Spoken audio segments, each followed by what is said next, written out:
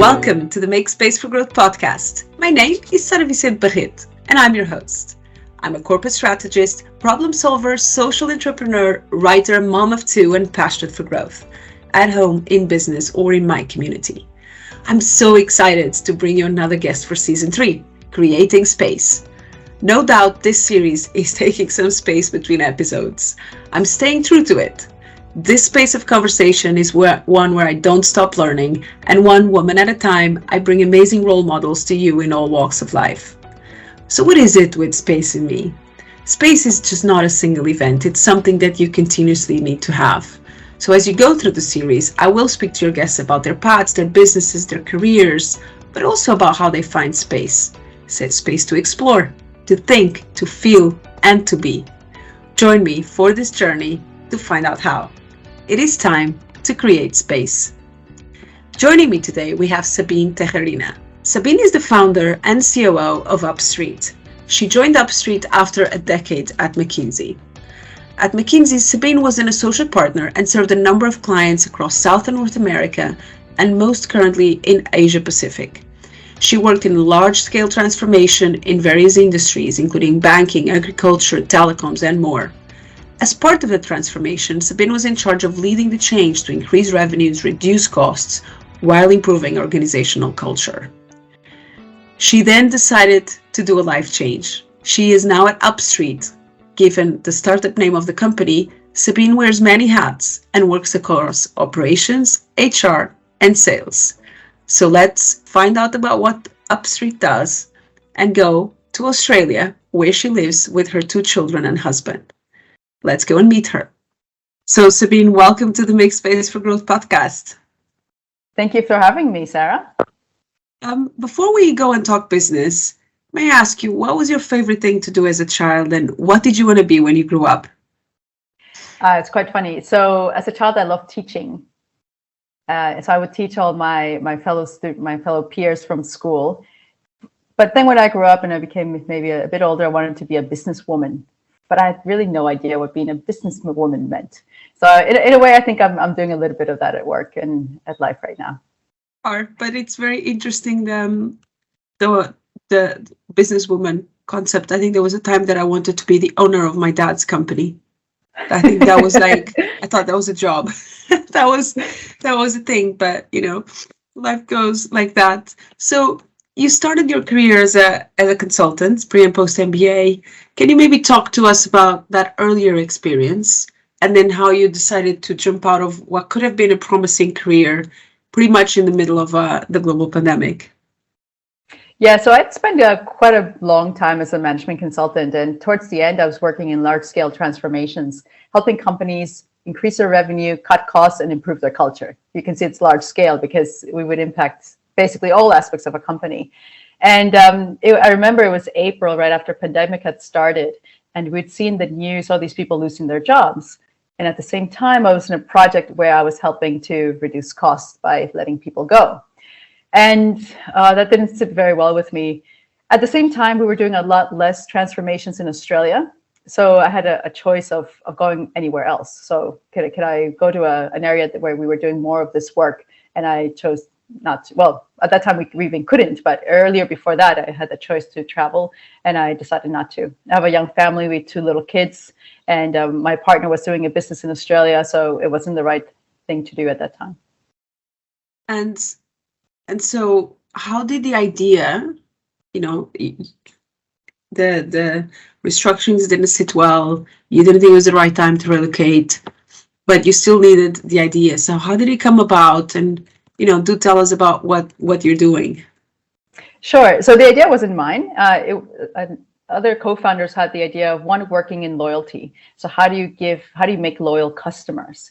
And then the other one wanted to work around doing this with shares, because the background was in the financial space. And so that's how those 2 ideas basically came together, by rewarding customers with shares. And so as the idea was validated, there's a lot of research done, and turns out that there are many examples of companies where they have given shares to their shoppers, and those shoppers have become more loyal. They buy more, they might buy more frequently, and they even pay the same amount for the same item. And so given that research that existed already and a handful of examples, we decided to go ahead and move on with it. And it's easier said than done, I'm sure. But I think that you've also told me the company has evolved a little bit over time. Why do you think now is the time for an app like Upstreet and for companies to go after these rewards, which are now not only customer, but more than that? And maybe you can tell us about that. Sure. So when we first started, we started with loyalty for shoppers. Then what was quite interesting is a few years ago, somebody came to us and said, would you be able to do the same thing, but for employees? And we thought, oh, that's interesting. We have the platform, we have the means to do it. The app works exactly the same way, but for employees. So what's historically employee share awards are very typical. So employee share schemes, at least in the States and here in Australia. And if we remember our parents or great grandparents, they used to get shares. It was quite typical, no matter whether they were in the exec team, middle management, or the front line. What has happened recently in the last couple of decades is that it's become very expensive and administratively difficult for both the companies and the employees to give and to receive their shares. Whereas because we had built this platform for shoppers, we had made it extremely user-friendly, and we're doing it in a way that was going to be economical for the companies to be able to give their employees shares as little as they wanted or as much as they wanted and as frequently as they wanted for either private reasons like a birthday or for business reasons like for meeting a bonus or meeting a target or getting a bonus. So it was a bit of an accident, a very good accident. I want to pick up on that last question because you've explained the concept in terms of giving shares, but in terms of maybe retail investing and the time where we are, why do you feel like the time is now? A lot of people during the pandemic had the cash and didn't have a lot of places to spend it in terms of traveling, for example, or going out for dinners. And so what we have realized is that they all started looking into investing in shares. So that's one thing. There's a demand for investing in shares, whether that's crypto, like the hottest new things, or whether that's ETFs, which tend to be less risky, or individual shares. So that's number one. Number two, which is also quite interesting, is if you look statistically, only 18% of women here in Australia, where I live, only 18% of women have shares compared to the average of 40% of the population, almost 40% of the population. And the question is, well, why? So we've done some research in the area, and there are many reasons. Number one, it could be they don't have extra income. Number two, they don't know where to get started. And number three, they're afraid of making the wrong decision. I mean, there are a million other apps out there that say they don't charge you any fees, but they're actually charging you a lot of money in management fees behind the scenes that you just never know about. And so there are good reasons why consumers should indeed be questioning all of these micro investment platforms. And so that's the second reason why I think now is the right time to help people find a way to start their share portfolio. And that's part of our dual mission at Upstreet. The first one is to help companies create loyalty, whether that's with customers or employees. And then the second one, which I'm quite passionate about, is helping to get people to get started on their path towards shared ownership. And so the concept would be that by the woman getting this from the company, it would get started and then grow from there. That's right. The third product that we have as part of Upstreet that's also in the same app or web app is the ability for people to now buy and sell shares through the same exact place. So there now you can get it from shopping, from your employer, from yourself buying in as little as $5 in shares. And also you can be gifted shares. So people can gift anybody shares within a minute and a credit card. So you've evolved quite a bit. You've started with the customer rewards, now the shares, and obviously now the ownership and the ability to buy. What is your vision for Upstreet, and how are you pursuing that? So our CEO Christian loves making new products, as you can see. For now, I would be excited in just improving those a lot, and then expansion. So we're looking to expand into other markets in Europe and in Asia. And hopefully the rest of this world as well. Basically where our clients take us. So in a space like this, that is obviously very new for everyone, and especially if you even think of the female part as well, and now you want to conquer the world. Where do you see the opportunities ahead as as you move forward? Because obviously, I'm sure there are a lot of things you could do, as you say. But where do you think the key opportunities for you to execute on your vision will be? I think going the employee route is the main driver at the point. So anytime a company is doing B2C, so trying to sell to customers, it's very expensive, first of all, to do a lot of marketing to customers, to consumers or the end user, because you have to do the Google, the Facebook ads, the marketing agencies, and the user is just overstimulated with the amount of marketing and promotion that they receive. Going through employees, I think it's number one, more impactful and the right thing to do. So part of my vision is not just in finding companies that want to reward their employees with shares, but also in communicating the importance and the right that employees have to participate in the profit of a company.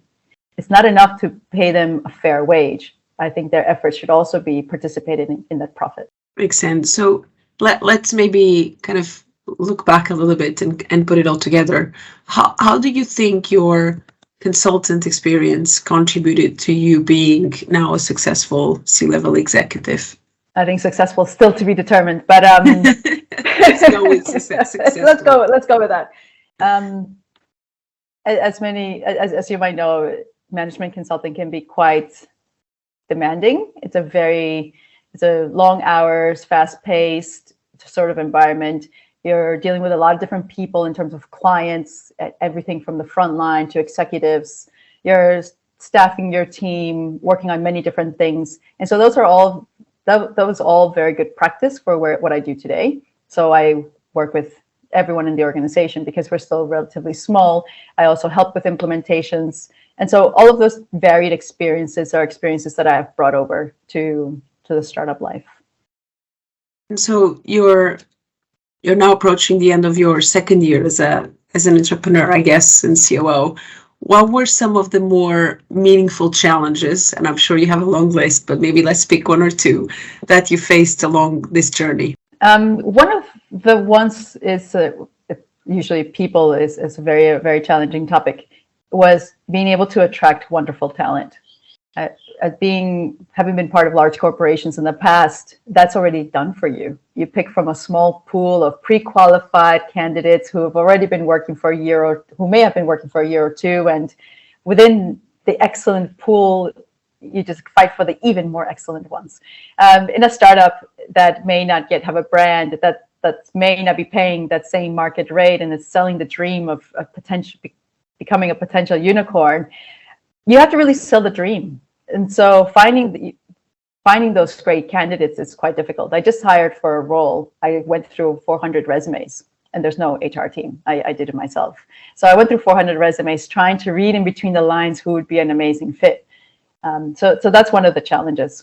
The second challenge is everybody thought consulting was stressful. They have absolutely no clue. Absolutely no clue.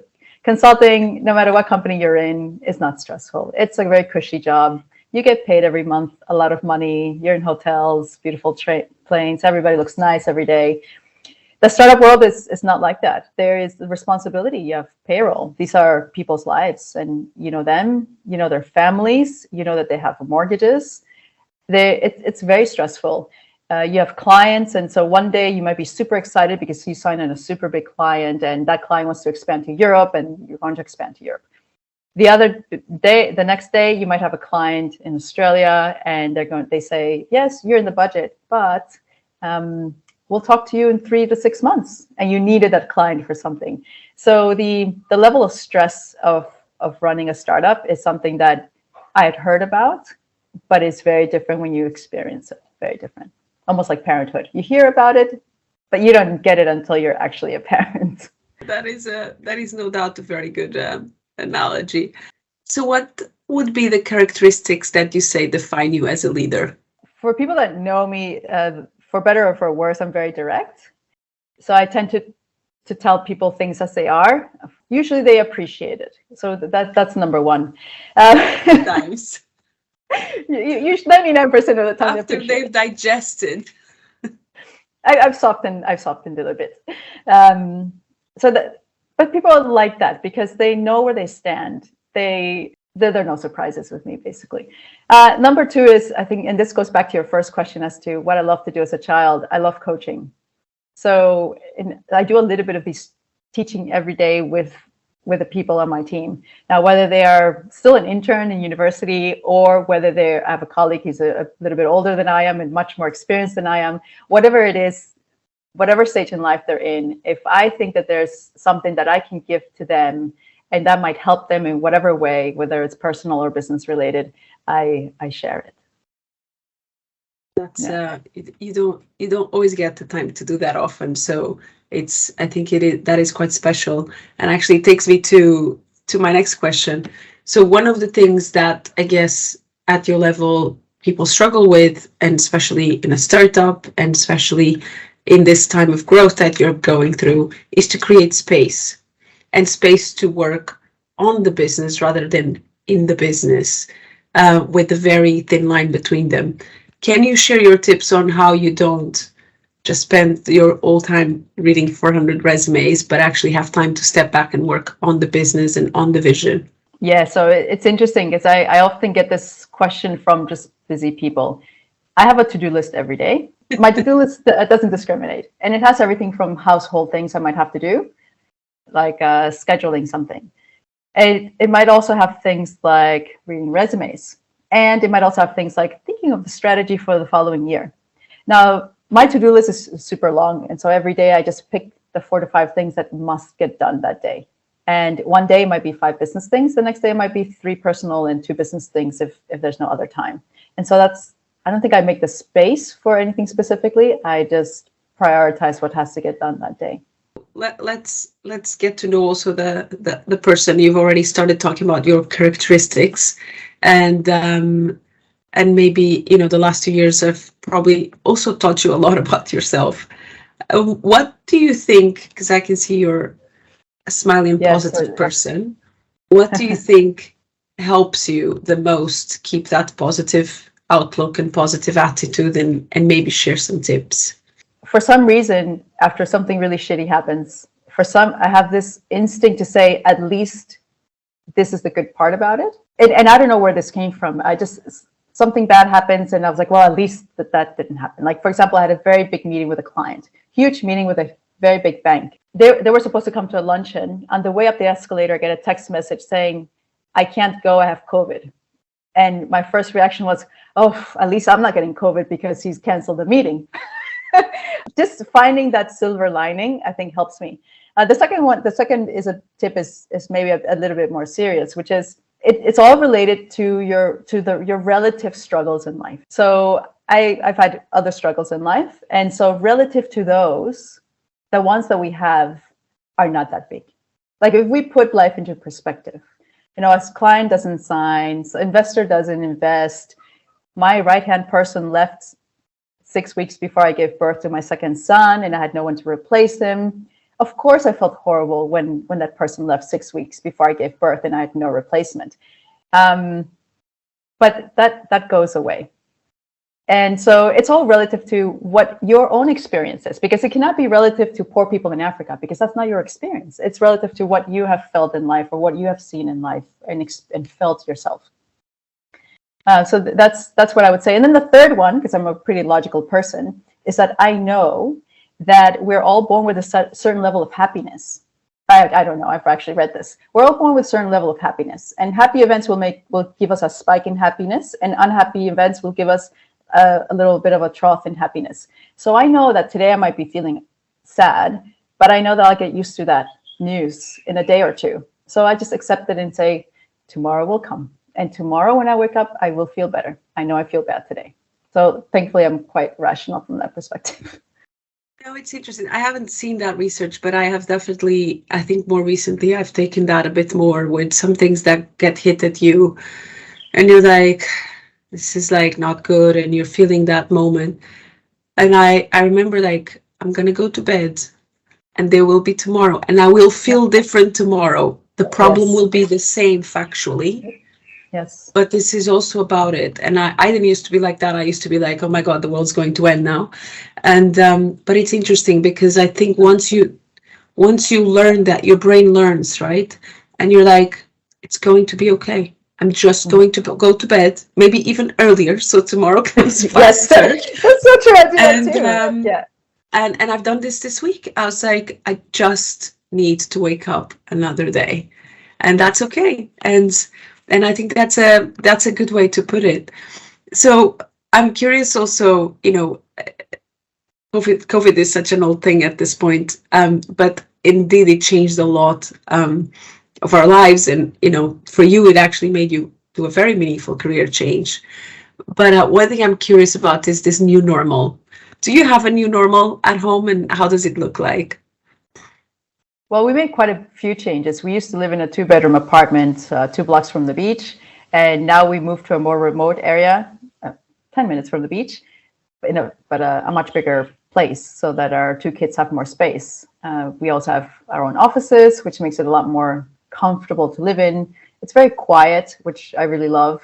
Well, you can hear the birds, so lots of birds, which is really important. So that our new normal for me was realizing that with different stages in life come different needs. And whereas I would have never seen myself in this sort of space 10 years ago when I was dating and having fun in a different way, that it made me realize that this is my new happiness because it brings all the things that I need. And what advice would you give to the Sabine of, maybe November or April 2020, as she was starting off? I think as I was starting off, I thought I knew less than I did. And so I could have followed my gut more than I did. So we made a few hiring mistakes, which I didn't feel comfortable hiring those people. Then I second guessed myself, thinking that I was doing something wrong in terms of a certain product, and it wasn't me, it was the product. So if I were to go back a few years, I would say you've learned a lot. You may have never been in a startup. You've never maybe done the COO role, but you've learned a lot. So just follow what you think you know. We've talked about the advice that you've given yourself. What about some advice that you've received? What was the best advice you think you've received? So this one was quite interesting. Somebody once said, decide when you want to decide. So whether that is a question, so time the period that you're going to spend deciding on something. For example, if you want to make an investment, if you have relationship issues and you want to make a decision on that relationship, if you have to decide as to what to do about your business, you cannot make those 3 decisions at the same time. They're just too big of 3 decisions. So can you make one decision, focus on one, move on the other? And so decide when you need to make those big decisions, because the brain only has so much capacity and so much emotional patience to decide on everything. The second one, which is quite interesting, because a lot of people say, how do you find balance in your life? And then I answer, I don't find balance in my life. And I came to terms with that, and I was okay with that. When somebody gave me the same answer and said, I don't find balance every day, but I find balance overall. So every day I cannot go to my Pilates class, cook a delicious dinner, work for 8 or 10 hours, and meditate at night, and give the kids a bath, and take them to school and bring them back. It's just not possible. Maybe bake some cookies with them. And bake some cookies. Although baking cookies is in the fun category, believe it or not. It's good entertainment. So, but if I can spread those activities out over some time, then that's great. So for example, I went on a 2-day retreat once. Then I had a client meeting. So those 2 days I was by myself. So on those 2 days, I made sure to work out, call my friends that I haven't talked to in years. And so the balance, and this, I came to terms with this, and it works for me. The balance comes over time, and not on an everyday basis. And that's the advice that I got. Yeah, it was interesting because I heard recently the word work-life sway rather than work-life balance in the Power Moms, the book. It's actually quite good. And it made sense, right? Because balance is something that obviously, to be honest, doesn't exist. Because of that, because you swing. And the word that they came up with is because you sway between these activities in flow. And I was like, that makes more sense as a concept, sway, than balance, because that is in the end how we adjust. And maybe a little bit on this topic of making space, which which is something that I've been very focused on. What is important for you to create space for? I've come to terms that I don't have a lot of time. We don't have family where we live. I have to juggle the two nannies, and there's just a lot to do. And so I try to maximize that the space that I do have is as peaceful and as productive as can be. Now, what that means for me is quiet. So if I can have a very quiet space that's very clean and peaceful, then I can be very productive during the time that I do have. And the second thing is the times that I do have, I try to reframe that from, oh, I have time to pick up the kids, or, oh, I have time to go get a blood test, to thinking, oh, I have 40 minutes with my children, during which time I can interact with them and teach them more Spanish. I have to go get a blood test, so let me take the baby and someone else that can help me with the baby. And during that time, I'll have a coffee with them afterwards, and they will really enjoy the coffee and like a muffin. So I've tried to maximize the things I have to do. And it's almost like the idea of enjoy the journey, not the destination. So how can I make the journey really meaningful for everyone, and the time that I have by myself as productive as possible, so that I can be very efficient? You spoke a bit about this, this time at a premium. I guess I don't like to talk about lack of time, but time is definitely at a premium. And what you're making time for. What do you sometimes want to remove to give you that quiet and to create space in your life? For example, during this time, my two kids would be at home. So instead, my mom is visiting. So instead, I drop them off at the sushi restaurant so we can have a very enjoyable conversation. And I had a few minutes to prepare. What would I like to remove? You know, what's interesting, before I would have said useless meetings, traveling without a reason. But now that I'm in a startup, I get to create all these efficiencies. So in the meetings that I'm in, I can't do anything else because I'm actually very much needed and focused in those meetings. So we don't have really useless meetings. We don't travel if we don't really have to. There's very little rework because I hated rework in the past. You could have like 5 different people giving you feedback on the same document, and it would take forever to get a document done very well. Now it's so streamlined. So there's not a lot of that inefficiency to get rid of. Maybe admin. I think the one thing I would like to get rid of would be admin. So, booking the dentist appointments or buying the sneakers, the uniforms. That would be great. But just, I don't know. That would be great. Getting rid of admin. Yeah, I think that was. I was kind of half joking, half not joking the other day, and I thought this is too much clutter. This is too much admin. I'm going to get a personal assistant. If I had a personal assistant, what would she do? And I actually wrote it down because I was trying to make the business case to myself that, and I didn't hire any personal assistant. But I was like, one day when I have one, I know like all the school forms, all the payments, all the wrapping of presents. Like there's a whole world that I wouldn't mind if it would just not exist. So it's, and definitely would create more space. So Sabine, it's been great to have you. I have a 3 quick fire round for you. Okay. First thing that comes to mind. What's your word of the year for 2022? Renewal. And should I explain? If you'd like.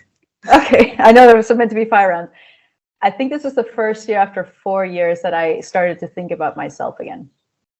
Just for context, I have a 4.5-year-old, almost 5-year-old. And this year, one day I woke up and I said, I realized I never really had goals. I haven't had goals for myself, like read a book, learn a language, learn an instrument, do something uniquely physical or anything like that.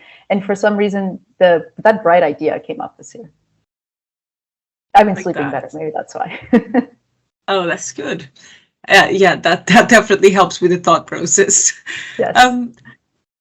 Do you have a book recommendation for us? Yes, and you might have read this one. So, How to Measure Your Life by Christian What was his name? Like Christensen. Yes, by Christensen. Yes, I have read it. It's been a long time. It's actually I saw it the other day and I thought I have to read it again. So I'm gonna put it back up on the list. Yeah. And to and finish the us tip off, for that one, in case people are interested, the one thing I remember about that book, How Will You Measure Your Life, is that it's not always the big decisions that make the big impact in your life, but the little decisions that do. And so how one must have their values very set and remember them when they're making the small decisions. yeah, it's all in the small things in the end, and it's the small things we remember as well. It's not it's not the big things that we think we measure sometimes. So it's a good book, and I probably read it at a time that I didn't understand it as much as I would probably today. So I think I'm going to bring it back up. And to finish us off, do you have a favorite quote? It's not a quote. It's something that my mom always told me, and maybe that's how I ended up in Australia. My mom always told me, you need to go find your happiness. Your happiness will not find you. And so if you're in a place or at a job or with people that you don't enjoy, it's in your power to go find that place, that job, those people that you enjoy. Well, I think that's the perfect finish. Thank you so much for being at the podcast, and I hope to see you soon. Best of luck for Upstreet. Thank you, Sarah. I loved talking to Sabine about her business and how she's trying to change the access to equity investment, especially for women, allowing companies to not only pay a fair salary, but also reward employees with upside in the company. It was great to talk about how she finds balance over time, rather than at one point in time, and how she has made life choices to allow for this. What did you enjoy in the conversation? Do reach out. This podcast is produced by Alice Stansfield. Until the next time, I get to do this.